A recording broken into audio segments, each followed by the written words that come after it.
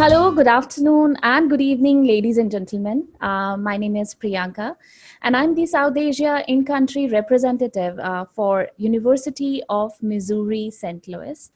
I would like to welcome you all for University of Missouri St. Louis and MSM Agent E-Training 2020 Live. The University of Missouri St. Louis is the largest public research university in the Eastern Missouri that offers bachelor's, master's, and doctoral programs. It provides excellent learning and experience and leadership opportunities to all its students. It's a perfect setting for students to gain unique insights from outstanding faculty and work experience from internships at companies and organizations found only in this world-class metropolitan area, which is St. Louis. This e-training webinar exclusively for education agents, and you'll get to learn about the Department of Math, Economics, and Actuarial Sciences at University of Missouri St. Louis. It will be a fun 90-minute session. I'm sure this is going to be very knowledge-oriented session that will boost you or help you for your student recruitment practices. I will take an opportunity to thank you all participating in the webinar today. Also, thank you to the professors, our wonderful faculty, the most supportive University of Missouri St. Louis team for their wholehearted support for this event today. I'm sure you people have been joining a lot of our webinars and you know about Zoom features. However, just a quick refresher. If you have any questions and answers, please put across your questions in the Q&A tab. And if in case, any technical concerns, be it voice issue or anything, you can put across in the chat box. So I repeat, question and answers, please put across in the Q&A tab. Now, I will not be taking much of your time, and I will introduce you to Ms. Lee, who is our International Admissions Manager with University of Missouri St. Louis and a biggest support for us for our student recruitments. So over to you, Lee. Thank you and most welcome for joining us today, Lee. Hello, thank you for joining us again. I'm just going to give some brief introductions, and then I will turn it over to our faculty members. Today we have three professors joining us. Professor Michael Allison from Actuarial Science, Dr. Don Credell from Economics, and Dr. Adrian Klinger from Mathematics. I will turn the presentation over now to Dr. Klinger.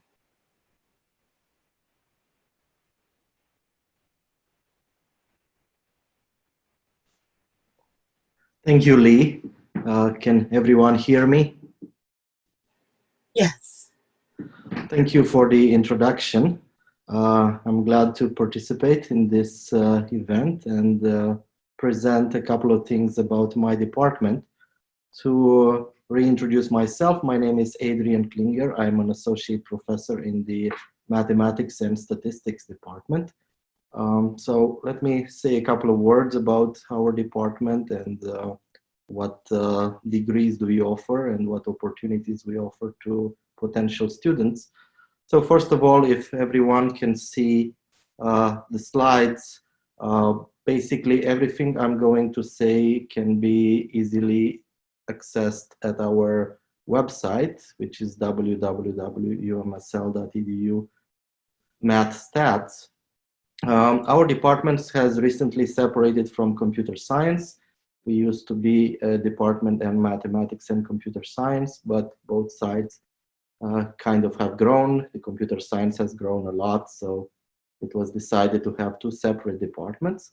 For any questions about what I will be discussing here or any other questions related to mathematics and statistics at UMSL, please feel free to send emails to the email address indicated at the top of the page. So let me do a quick rundown through the degrees that we are offering. First of all, undergraduate degrees, we have a Bachelor of Arts and the Bachelor of Science in Mathematics that basically offer specialized preparation in math. The Bachelor of Science requires a few more courses in order to obtain the degree. So that is the traditional math major route. It's usually taken for people that are either going to be seeking jobs as mathematicians, or they would like to continue in graduate school in fields that use heavily mathematics. Part of the Bachelor of Science in Mathematics, we have some special directions that can be taken. There is an emphasis in pure or applied mathematics that basically just sticks to math. We also have an emphasis in data science that prepares students for taking jobs in the industry as that data analyst or data scientist, an area that is very popular nowadays, and there are quite a lot of jobs. And there is also a direction or emphasis in fiscal mathematics that in which people take some financial math courses, and also, I believe, some joint courses in the Department of Economics. We also are part of the Bachelor of Science in Actuarial Science, which is a joint program in our campus. It involves the Department of Mathematics and Statistics, but also the Department of Economics and the Department of Business Administration. I guess you will hear a bit more about this program in this presentation. This is a undergraduate degree that gives students a preparation in both, well, not just both, in three areas, so math, economics, and actuarials, and usually is taken by people that plan to work actuarial jobs. We also have minors for people that, for students that will major in other areas, perhaps related to mathematics or not related sometimes, but would like to take a few courses and earn a minor in mathematics and statistics. And there is also a specialized certificate in data science that it's not a full-fledged degree, but provides allows students to take a couple of courses and earn a specialized certificate in data science. So that is pretty much our undergraduate degree lineup. Lee, perhaps we can move to the next slide.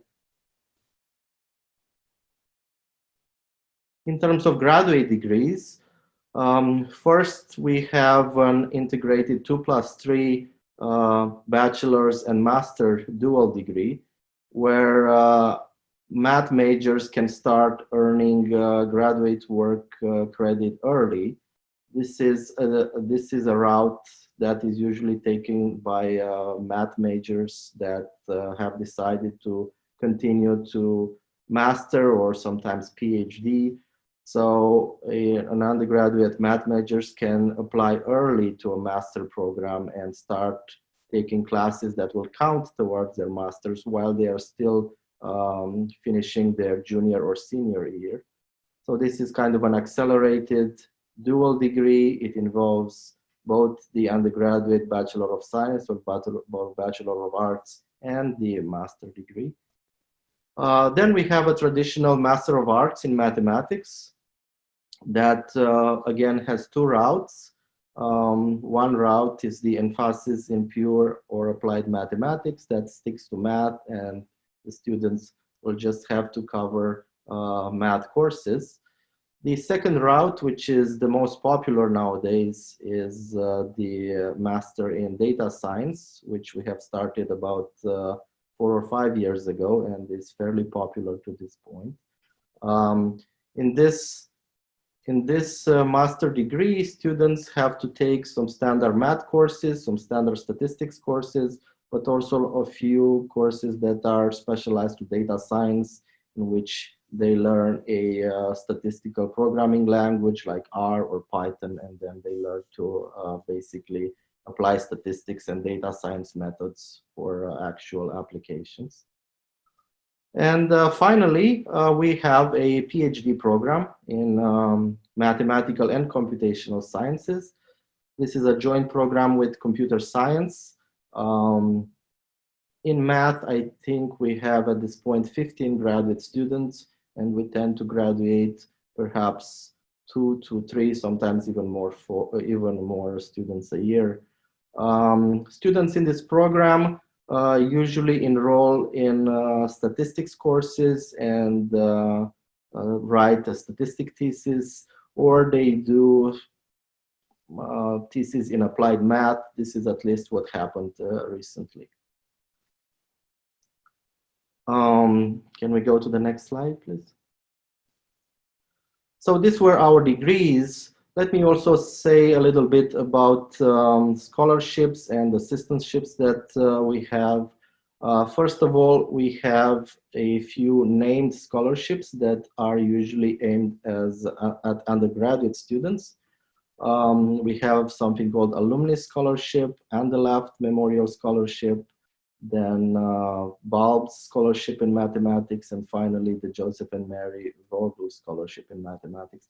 All of these are competitions, so students that are already here and are usually math majors get to apply a couple of months before, and there is a competition, and money are awarded.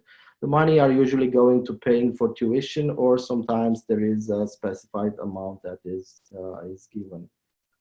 So again, to reiterate, these are scholarships that a student can apply after they are already enrolled at AMSA. For graduate students incoming, or students that are already enrolled, we have several graduate teaching assistantships. Right now, I believe we have 5 that involve math students, usually master students, sometimes also PhDs. These are offered as they become available, and as they are available as approved by budget managers. So hopefully with the current situation, the number of these GTAs will not be reduced. But this is usually the main source of support for our PhD students that are coming from abroad, or for the ones that are local from here. So this is pretty much what I wanted to say. I hope this gives an idea about the offerings from the Department of Mathematics and Statistics. We are a fairly small department. We have about 15 faculty, I would say, and 15 PhD students. So this is a very productive department to join. Any questions, please feel free to send an email to the email address indicated before, or I'm sure Lee will provide some venues for communication. Just let us know what the questions are, and we'll be happy to answer. Thank you. Thank you so much. We're now turning it over to Dr. Credell.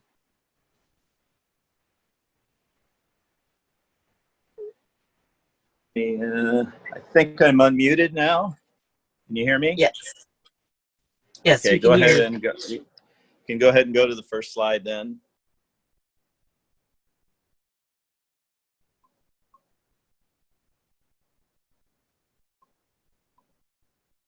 Did my video go off? No, it says it's on.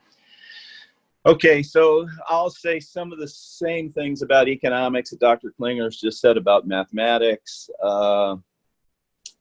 We're a small department, so we actually get to know all of our students. So we have about 10 faculty, somewhere between 60 and 75 undergraduates, depending on the year, and about 15 graduate students. We pride ourselves in personalized advising. So all of the 2+3 students that I'll talk a little bit about later, and master's students I advise, and all the undergraduates, Professor Allison, who'll speak next, about actuarial advice. We view our degree as quite versatile. We think more about helping students learn how to think in a variety of ways and apply analytic skills. In many ways, not that different from mathematics. Great career outcomes. So our students get placed and get placed well, and we'll talk a little bit more about that. And we also have a highly engaged alumni network. And so we have students, former students, now alums come back, provide advice, mentorship, so on. So very engaged and help current students better prepare themselves for the future. Lastly, we have our own lab. It was one of the original labs in economics formed back in the 90s under an NSF grant, where students have a chance just to study together, peer tutoring, and actually hang out. And there's just more detail on this slide, much of which I've seen before. Since we're a small department, class sizes are small. Active student mentoring.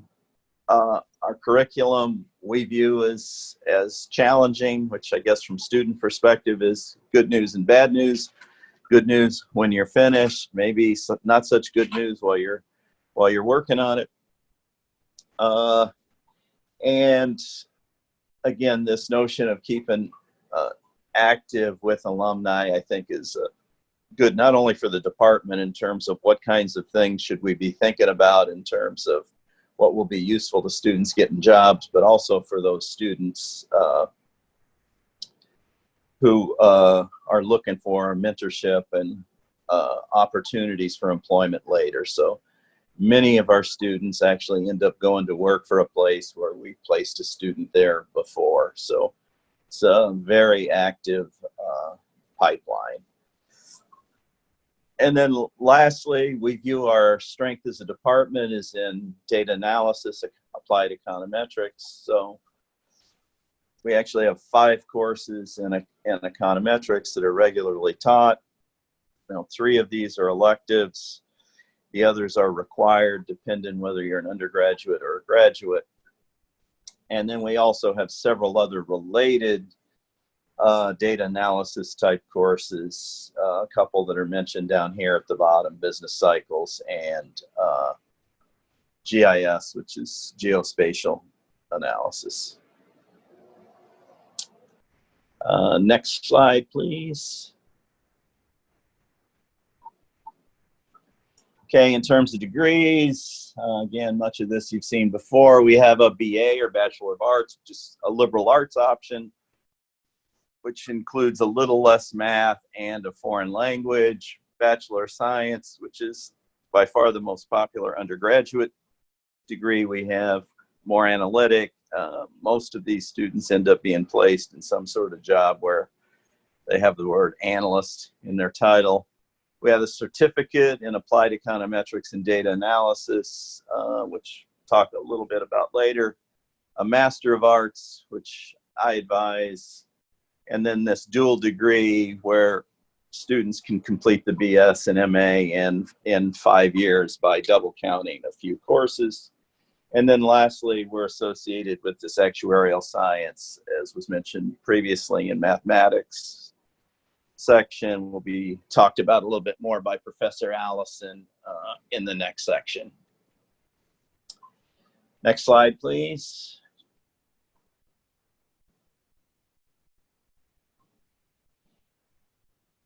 Oh yeah, okay, there it is, BS.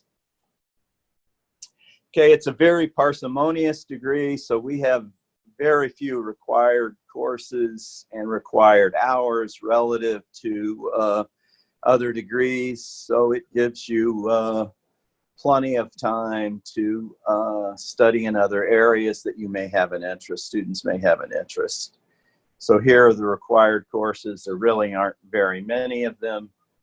Principles, intermediate, a stat course, an econometrics course, and then a calculus course, either Math 1800 or Math 1100. And then there's a couple of quantitative courses. They're listed there. If you want to look at them later, you need 2 of those, and the rest are purely enough hours to graduate. So there's a lot of flexibility in terms of of what courses you can use to best prepare yourself for the career you're interested in. Last, I would note that both the BS and MA have been designated as STEM, so they're available, or the student can, I guess, depending on the placement they go, have access to additional optional training after they graduate. Next, please. Masters, again, it's low number of hours, 30 hours, which is basically 10 courses. 3 of those courses are required, a micro, macro, econometrics. Rest are electives. 3 of those electives can be outside the department. Those are usually 2 types of students that take those. One, students that are interested in PhD studies in economics will typically take those electives in math, and sometimes students interested in business will take those electives in the business college, like finance courses or something like that. We do have funding opportunities, RA or TA, as was mentioned in the previous talk. We have 5 of these currently for master's students, and there's also this HIAC Master's Assistantship Award. This was created last year. The bottom photo there has Professor Gilman in it, who is the HIAC chair that funds this assistantship award. Lastly, I would mention you don't have to have a degree, undergraduate degree in economics to apply for the master's. There are some prereq courses if you don't have an undergraduate degree, but probably maybe 20% of our students come from disciplines other than economics in the MA. Next slide, please.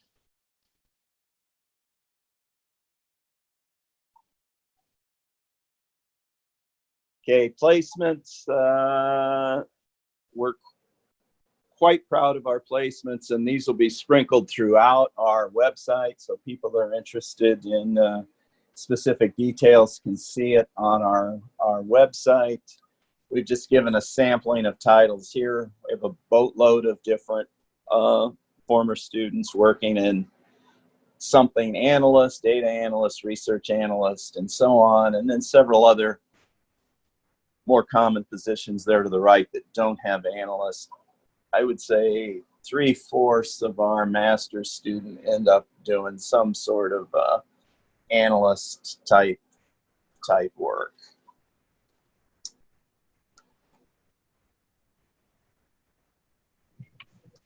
Next slide, please.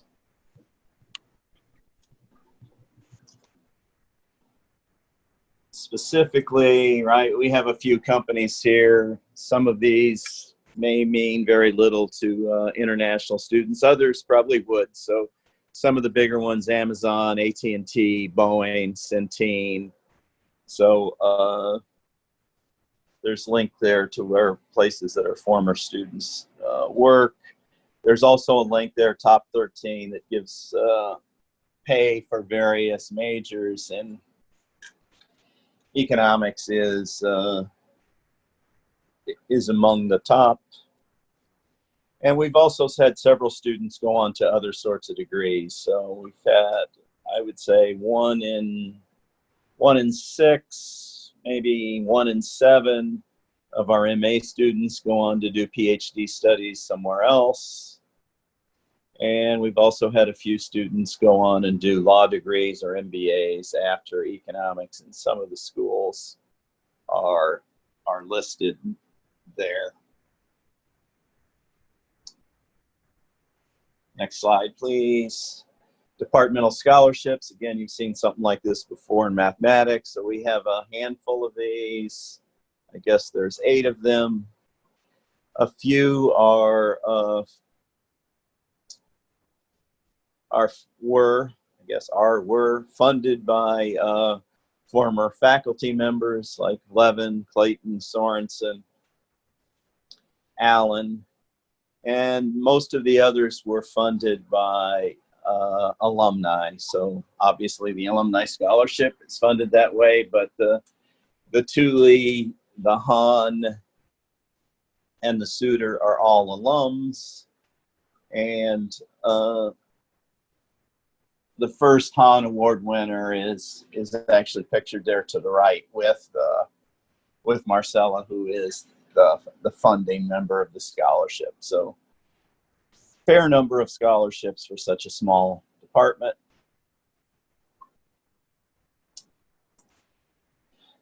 Okay, next I'll be a little briefer here. The dual degree, or 2+3. This basically allows a student to do a BS and an MA at essentially the same time. Typically, the way this would work is in the 6th semester, the student would apply, then spend a semester as a provisional. During that semester, take a couple courses that would double count toward the graduate degree, and then complete what would be a normal master's degree in the following 3 semesters. So instead of 8 semesters to get a bachelor's, you can get a bachelor's and a master's in 10 semesters by double counting 4 courses. Same goes once you're a master's student. These students are also eligible for the same funding options as our traditional MA students. And there's a few pictures of 2+3 students there as we scroll by. Next slide, please. Okay, we have a certificate in applied econometrics data analysis, which has turned out to be, we think, quite popular. It only needs 6 courses, 3 of which are required. Those are listed. And then 3 electives. Those electives can come not only from economics, but from math. Most of the students that get this certificate take Math Stat 4200 and 4210. Some can also be from other disciplines, Soc, Poli-Sci, Psych. And there's also some wiggle room occasionally, like the business school had a weird Python course, graduate course last summer that some of our students took and were allowed to count. And this course generally can be completed at the same time as students doing either a BS, MA, or the MA. I see I've got a typo there. I should say BS, MA. Or can be standalone, but the standalone version would be likely uninteresting to international students. Okay, next. Lastly, we do have a little fun. We have annual alumni parties and picnics.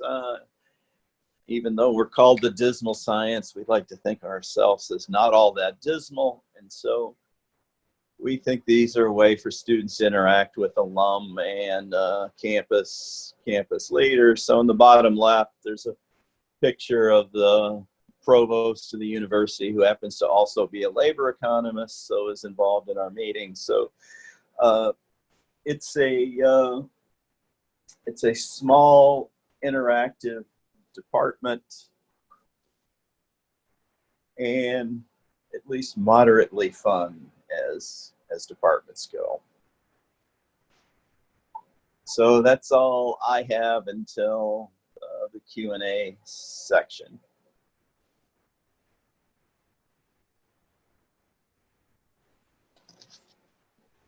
All right. So now we'll turn it over to Professor Allison. Okay, I'm back. My computer crashed. So anyways, actuarial science. Actuarial science is a little different than math and economics. Math and economics are more traditional subject matters you would find. So I wanted to talk a little bit first about what actuarial science is, and then we can talk a little bit about our program. So actuarial science, as it says here, is the study of quantification and management of future risks due to uncertain events. That is, it deals with stuff that you will find in insurance. And to look at that sort of stuff, we need to use statistics and various other quantitative techniques. Go ahead and move on to the next slide.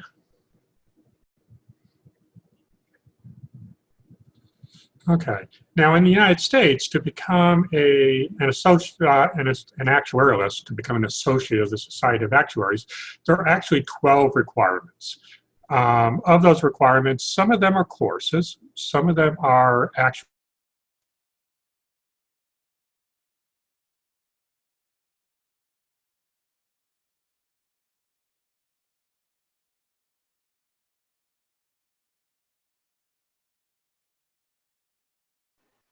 Okay, it looks like Professor Allison may be frozen for a little bit.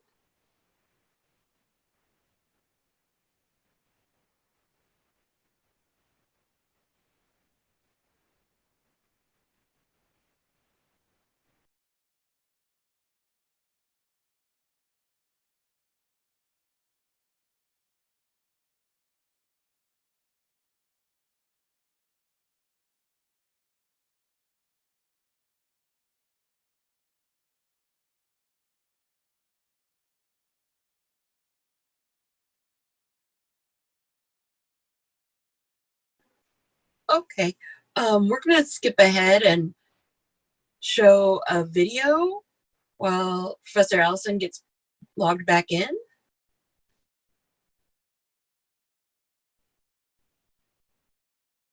Oh, there he is.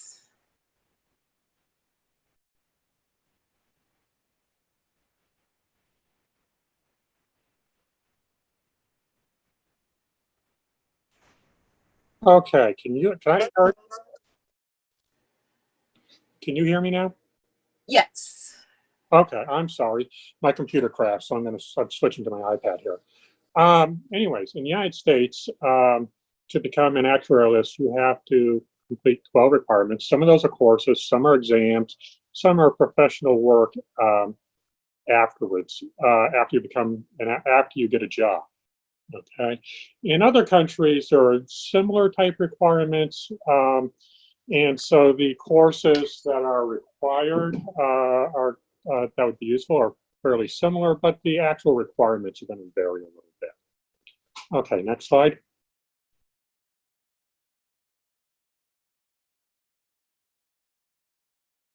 Okay. Now, the thing to keep in mind about actuarial science is that we are not a department.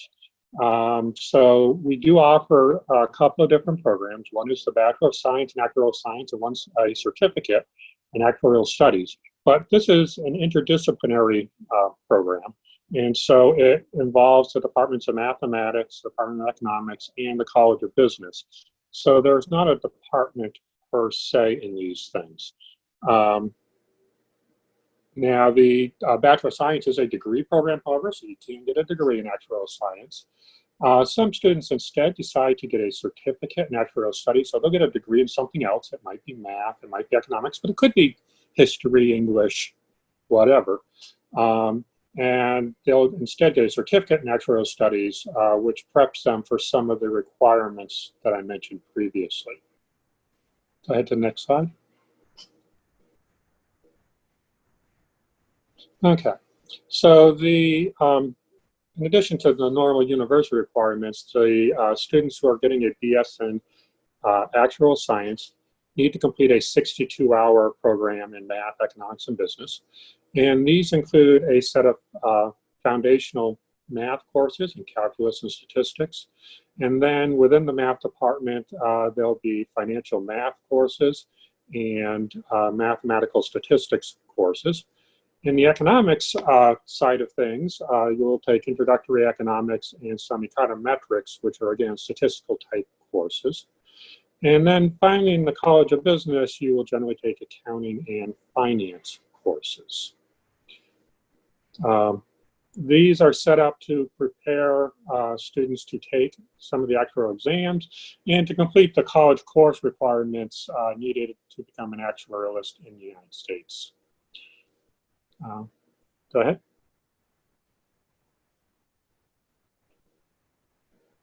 Okay. For the certificate, you have to complete the math side of things, the financial math and the math stat courses, and a couple of finance courses. Most of the students who get the certificate will also have completed a lot of the other requirements for the major, but not necessarily all of them. This is really designed to prepare you to take the couple of the actuarial exams and just to familiarize yourself with finance. In actuarial science, the Society of Actuaries in the United States really doesn't care what you major in. What they care about is, do you have knowledge in particular subjects as shown on those exams? So this is for those students who want to major in something else, but have decided that they might be interested in becoming an actuarialist. So it helps them get prepared for some of those exams. Go ahead, next. Okay. Now, in terms of jobs, like Adrian mentioned earlier, most of the people who do the actuarial program really want to become actuarialists. So that's what most of them do. But the program is a pretty broad, general program that allows you to learn not just about the subject needed for the exams, but how to analyze data, how to look at uncertain situations, and that allows you to obtain jobs in other areas. So some people get jobs in, say, the HR department, working with benefits for a company. Some might work as a credit analyst for, say, a credit card company or anyone else extending credit. They might decide to go the more finance route and become an insurance underwriter. Again, on the benefits side, retirement plan analyst. And since actuarial is about analyzing risk, some just become risk managers for companies, where they analyze risks of various types for companies and help them recognize the possible situations they're getting into. Okay, that should be about it. Okay, thank you, Professor Allison. I'm going to start this part of the presentation off with a short video about St. Louis and why it's such a great place.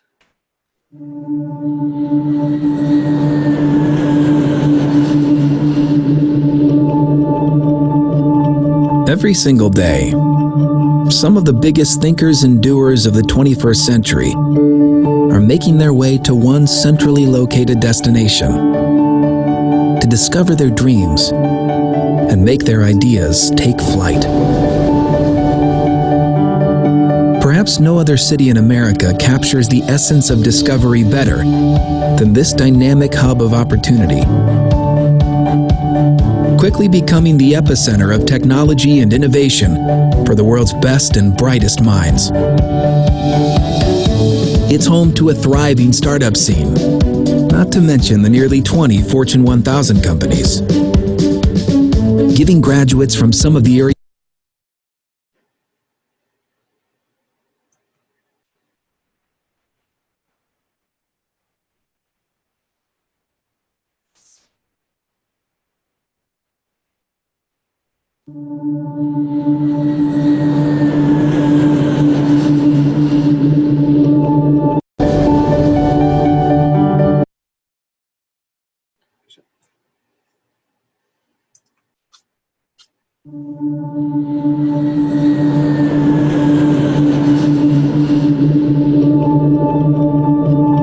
Every single day, some of the biggest thinkers and doers of the 21st century are making their way to one centrally located destination to discover their dreams and make their ideas take flight. Perhaps Perhaps no other city in America captures the essence of discovery better than this dynamic hub of opportunity. Quickly becoming the epicenter of technology and innovation for the world's best and brightest minds. It's home to a thriving startup scene, not to mention the nearly 20 Fortune 1000 companies, giving graduates from some of the area's top universities an eternal source of unbridled optimism. It's a place where a diverse population comes alive every morning to share in the livability and accessibility one would only expect to find in a city half its size. This gem of a city is called St. Louis, where the innovators and pioneers of today are finding their purpose and making their difference in the world, right here. Just as so many explorers that came before them have been doing for over 200 years. Now, with the public and private sectors of this region working so hard to make a difference, you might think people around here are too busy to enjoy themselves. Well, think again. From parks to ballparks, museums to music venues. This is one part of the world that will never fall short on fun. It's why millions of visitors block out weeks and weekends to travel here all year long. Why the locals never stop being visitors. And the visitors feel like locals after only a couple of days. This is St. Louis, where the history of tomorrow is being written today. Where career goals and personal goals can live in perfect balance. And dreams can actually afford to come true. And they are coming true. For thousands of purposeful people who show up every day to make St. Louis what St. Lou is.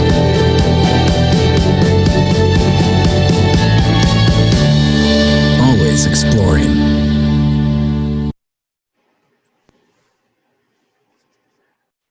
Okay. So UMSL, the University of Missouri St. Louis, is a big part of what makes St. Louis a special place, and we'd love to have your students join us. For the graduate admission standards, please refer to the degree profile. Each program will have a slightly different set of requirements. For English proficiency, we recommend a score of 6.5 on the IELTS, 79 on the TOEFL, 105 to 110 on Duolingo, or 53 on the Pearsons. And graduate program directors have the ability to take slightly lower scores. For undergraduate, it's more cut and dry. We require a 2.3 GPA on a 4.0 scale, a 5.5 IELTS, 61 on the TOEFL, 85 to 90 on the Duolingo, or 44 on the Pearsons. For undergraduate applications, you'll work with Priyanka and MSM to submit the applications. We need high school and/or university transcripts, the English proficiency scores, and immigration materials. We make the decisions for undergraduates in-house, so we can usually get decisions back within 5 to 10 business days. At the graduate level, we'll still work with Priyanka and MSM to submit the application. However, it does take a little longer. Applications are sent to the department for review, and an admissions committee in the graduate school make a decision before we can get back to you. We have priority application deadlines. These are the recommended deadlines for students. For undergraduates for interested in the spring semester, we recommend that they apply by November 1. For fall, it would be June 1. At the graduate level, for the most part, it is October 1 for the spring semester or May 1st for the fall. Some programs do have earlier deadlines, so it's important that students meet whichever deadline comes first. Oops.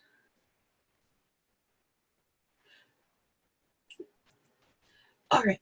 We do have some scholarships available through our office. At the undergraduate level, we have those range from $6,000 for GPAs of 2.8 or higher, or $14,000 for GPAs of 3.5 or higher. For maximum consideration, we would encourage students to meet the early deadlines, which are February 15th for fall or August 15th for spring. At the graduate level, we have awards ranging from $5,000 to $6,000. Again, we would ask that students meet the early deadlines for maximum consideration.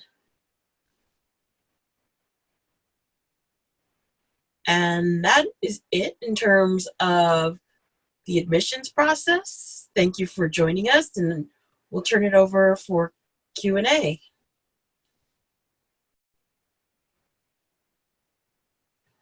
Thank you, Lee, and to our professors for taking out their time and giving so much of information. Now, I'll pick up questions. We have received few questions here, so I'll be taking them out one by one. And I would request everybody, if you have any questions, please type it in the Q&A tab. Because chat box is used for any internal communication, be it technical issues or something of that sort. So questions, please put it across in the Q&A tab so that it's easy for me to take down your questions and ask our esteemed UMSL team here, our faculty, and with Ms. Lee. So the first question here is about COVID, which was very well expected. So considering the current COVID situation, what are the different steps taken by the institution? Okay, well, we have a few different things that are going on. For the fall semester, we are planning to be on campus in a blended format where some of the classes will be online and some of the classes will be on campus. And then there will be classes that are a little bit of both. So students may meet a few times on campus and then do the rest online. We do have a Cyber Start grant, which will allow students to start online if they're overseas and unable to join us. That will allow them to pay a reduced rate of tuition. But our campus has really done a lot to get prepared for COVID and student return. Mm-hmm. So we've taken a lot of steps. We do work with a unified command team that helps all 4 campuses in the UM system. So everybody's pretty much trying to get prepared and be ready. Great, thank you. So we are very well prepared. In fact, in terms of the classes also, we will have hybrid classes system. So we are in face-to-face as well as the online classes will be conducted to ensure that proper social distancing is also followed. So now another question is about our actuarial sciences department. So it's like, can we know what would be the expected salary for someone who has completed actuarial sciences program, or what could be the possible career options after that? Okay. Actuarial scientists are paid quite a bit because there aren't that many people who can analyze data and have that set of skill set. So typically you're going to start somewhere in the $80,000 range and move up pretty quickly as you continue to pass exams.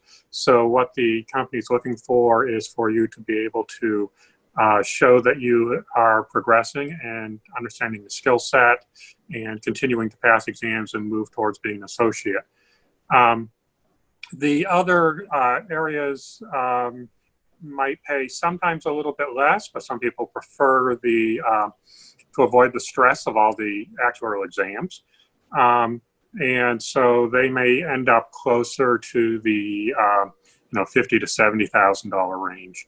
But a lot of those people work for, say, HR departments or for insurance companies and other areas rather than being a straight actuary.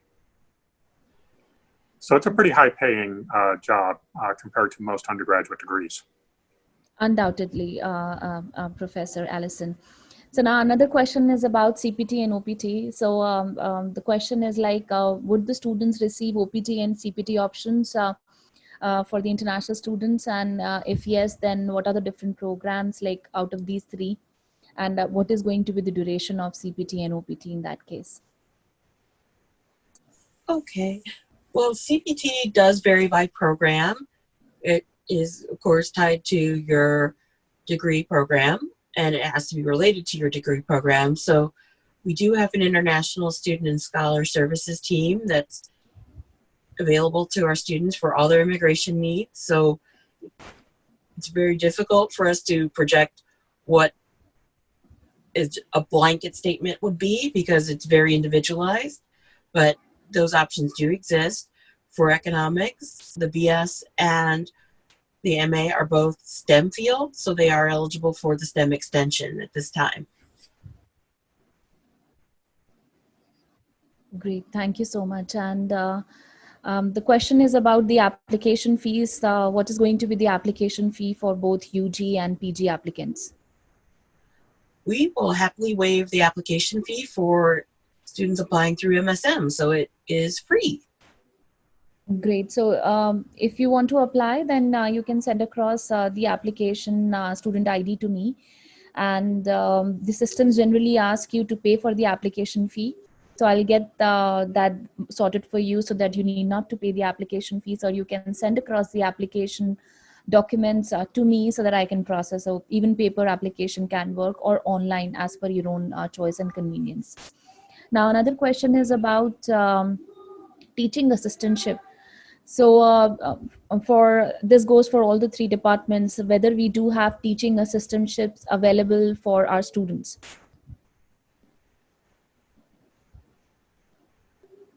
So this question is for all the departments. It's related to teaching assistantship. Okay, well, I'll speak first for actuarial. We're not a department, and we don't have a graduate program, so we don't have teaching assistantships.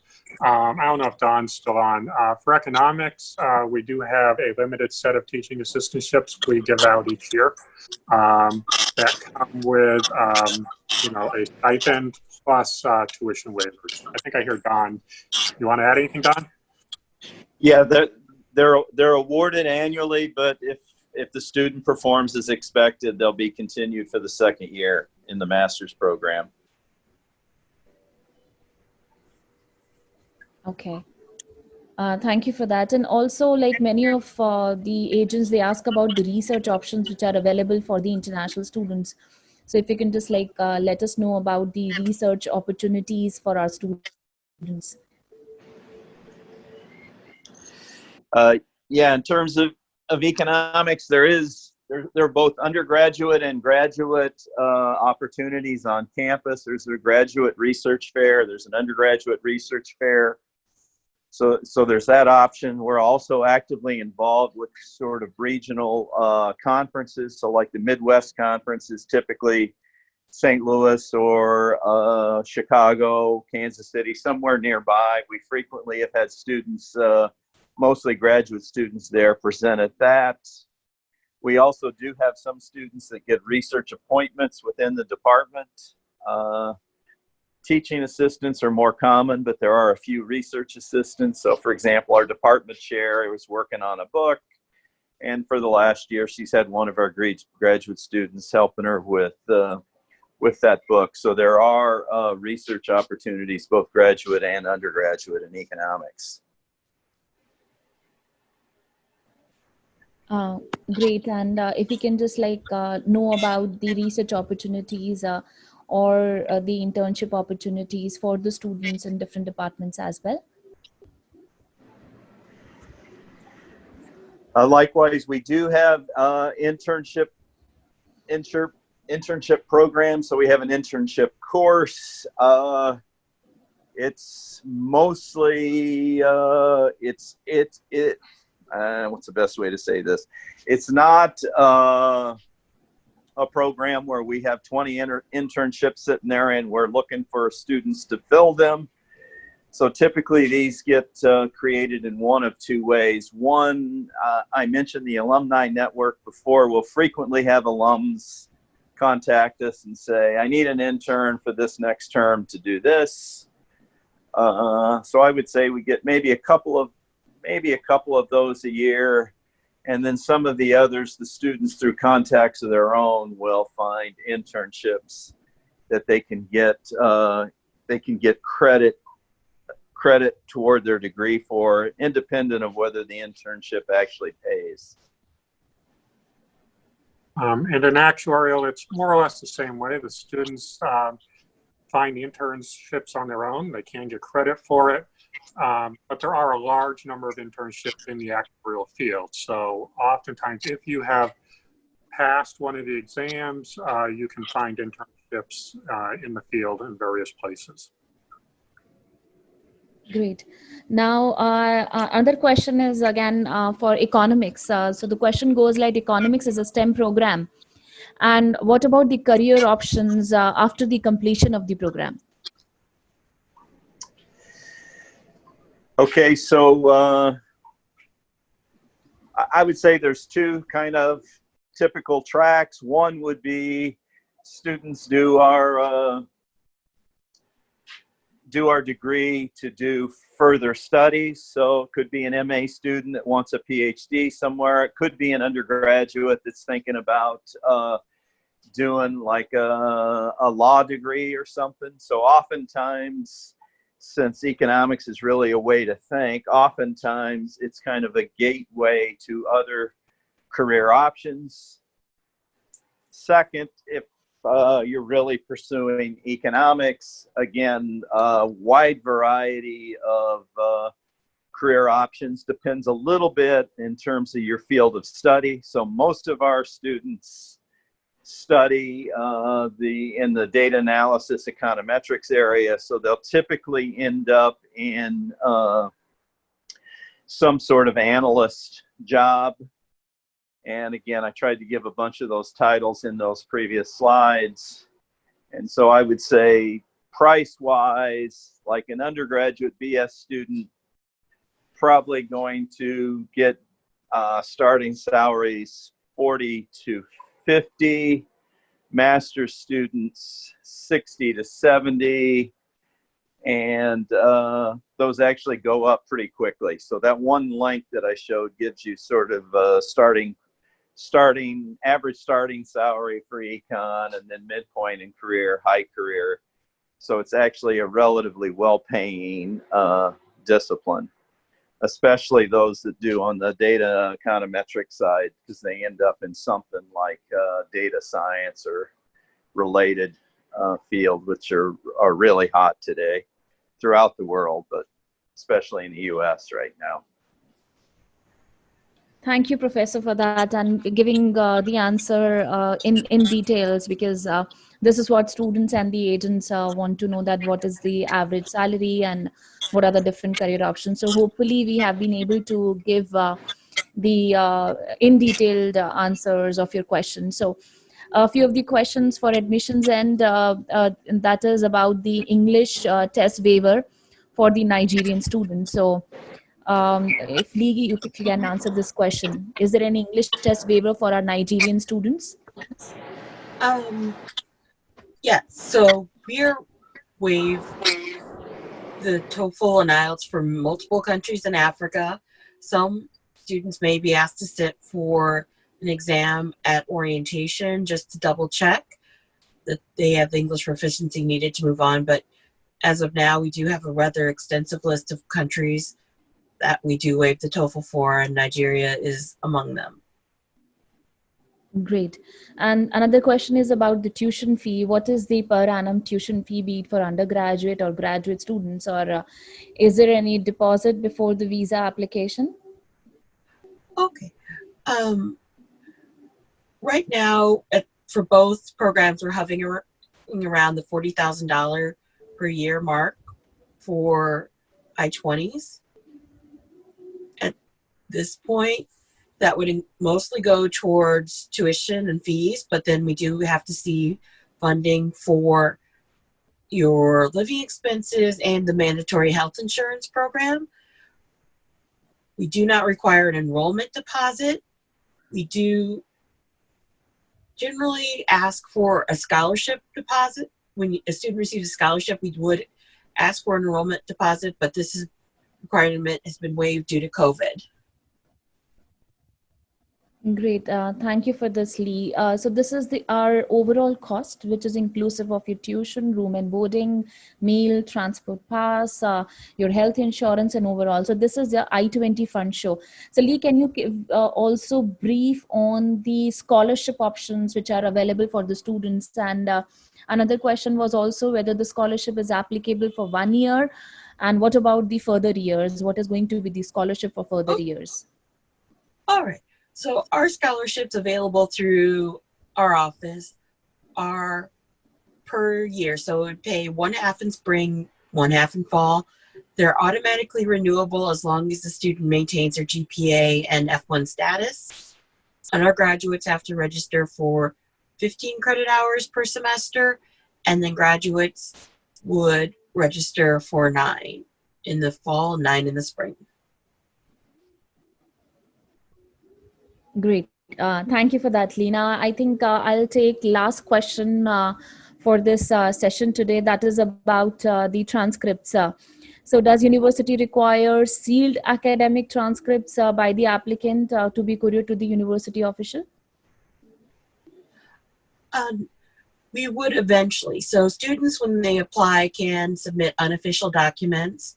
So unofficial transcripts, unofficial test scores. And if they are admitted, they would, within their first semester, have to submit official documents in a sealed envelope. Obviously, that's going to be a bit tougher this semester, so we're trying to be flexible with students. Great, thank you. And Lee, would you like to say something in the end about, because we have received various questions on the current COVID-19 situation and consulates being closed, about the visa and all. So what do you have to say about that to the agents? Well, officially, the Department of State gave the directive that as of July 15th, consulates and embassies could start opening. However, that would be contingent on what is happening on the ground. So we are seeing some start to pop up and be open for visa appointments. Unfortunately, there's just no way to predict when they're going to open and on what schedule. However, we're going at UMSL, we are going to remain flexible with students. So if they are admitted to a term and they really want to start on campus and need to defer, we will work with them to make that happen. Great. So as you can see that we are very supportive to our students and our agent. If any questions, queries, we all are there as a team. And I would like to request our faculty, our professors, if they want to say something to the participants, those who have joined us today.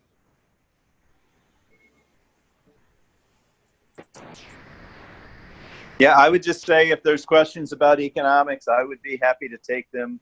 I think, well, I didn't have my email address on my slides, but you could get them from Lee. I'd be happy to take questions if there are any questions about what needs to be done about a specific economics program.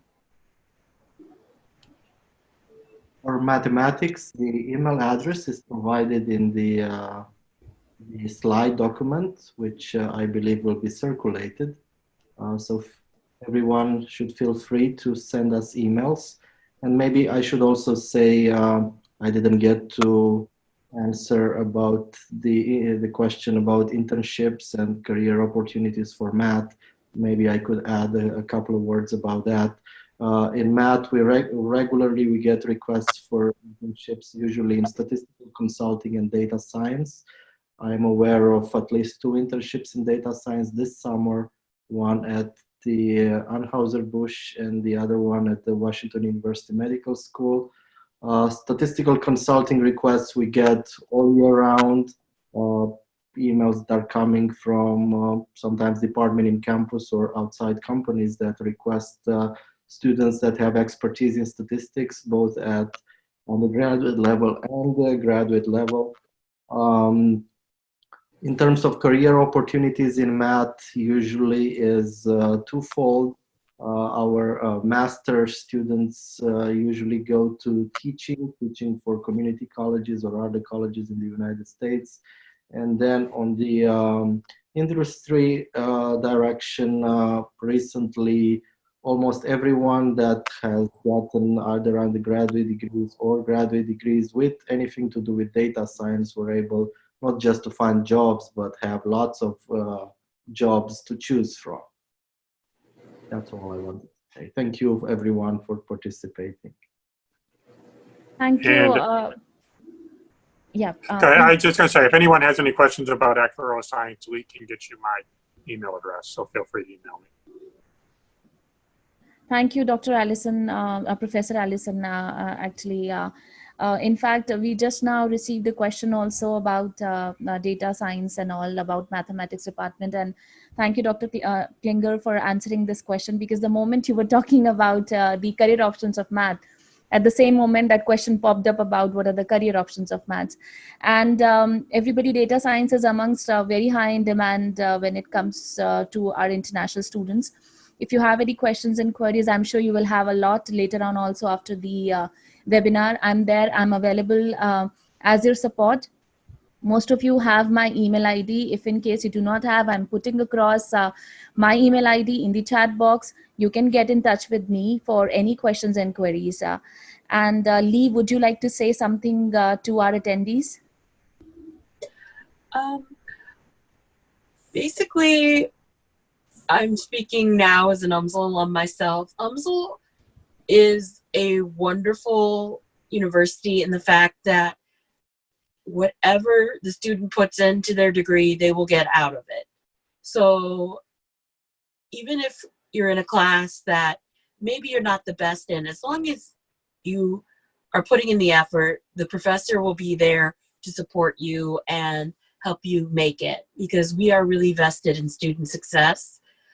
Our motto is "We transform lives," and we do that, and we strive to do that on a daily basis. It's been a wonderful experience watching a lot of our international students come and go through, and I believe one of the first international students I met at UMSL is actually just got his PhD in economics. So we're very proud of all of our alumni. Great. Thank you, Lee. And thank you to our esteemed professor for your time. I know it's early there. So thank you for your time and giving the sessions and such a informative session today. I'm sure that this is going to help us a lot. And I'm sure this is going to create a lot of curiosity amongst agents, and questions are going to follow your way very soon. So thank you, Lee. And anybody wants to add in something and says to our audience right now?